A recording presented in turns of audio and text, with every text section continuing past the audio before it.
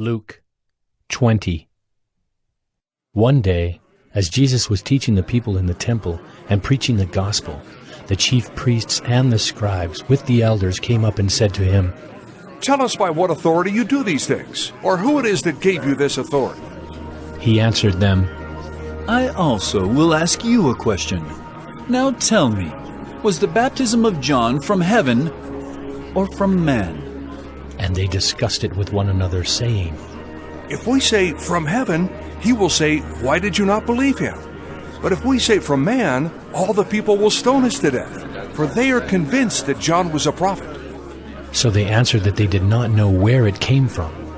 And Jesus said to them, Neither will I tell you by what authority I do these things. And he began to tell the people this parable. A man planted a vineyard and let it out to tenants and went into another country for a long while. When the time came, he sent a servant to the tenants so that they would give him some of the fruit of the vineyard. But the tenants beat him and sent him away empty-handed.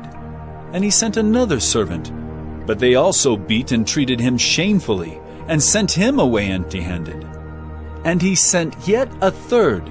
This one also they wounded and cast out. Then the owner of the vineyard said, What shall I do? I will send my beloved son. Perhaps they will respect him. But when the tenants saw him, they said to themselves, This is the heir. Let us kill him so that the inheritance may be ours. And they threw him out of the vineyard and killed him. What then will the owner of the vineyard do to them? He will come and destroy those tenants and give the vineyard to others. When they heard this, they said, Surely not. But he looked directly at them and said, What then is this that is written? The stone that the builders rejected has become the cornerstone. Everyone who falls on that stone will be broken to pieces, and when it falls on anyone, it will crush him. The scribes and the chief priests sought to lay hands on him at that very hour, for they perceived that he had told this parable against them, but they feared the people. So they watched him and sent spies who pretended to be sincere, that they might catch him in something he said, so as to deliver him up to the authority and jurisdiction of the governor.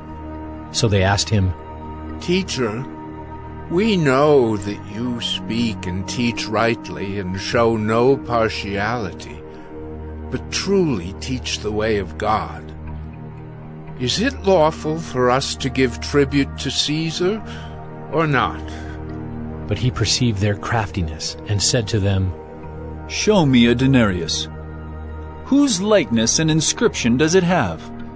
They said, Caesar's.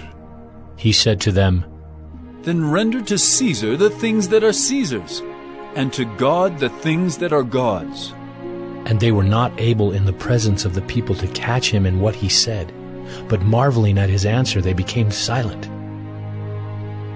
There came to him some Sadducees, those who deny that there is a resurrection, and they asked him a question, saying, Teacher, Moses wrote for us that if a man's brother dies, having a wife but no children, the man must take the widow and raise up offspring for his brother.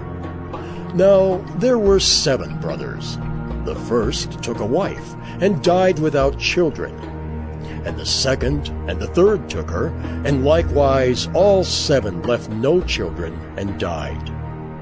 Afterward the woman also died. In the resurrection, therefore, whose wife will the woman be? For the 7 had her as wife. And Jesus said to them, The sons of this age marry and are given in marriage.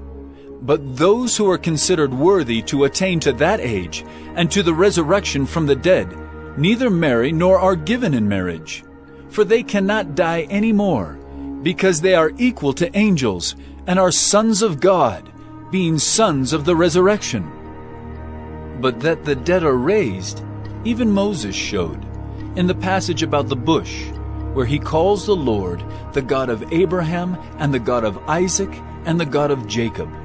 Now he is not God of the dead, but of the living, for all live to him. Then some of the scribes answered, Teacher, "You have spoken well." For they no longer dared to ask him any question. But he said to them, How can they say that the Christ is David's son? For David himself says in the book of Psalms, "The Lord said to my Lord, sit at my right hand, until I make your enemies your footstool." David thus calls him Lord. So how is he his son? And in the hearing of all the people he said to his disciples, Beware of the scribes, who like to walk around in long robes, and love greetings in the marketplaces, and the best seats in the synagogues, and the places of honor at feasts, who devour widows' houses, and for a pretense make long prayers. They will receive the greater condemnation.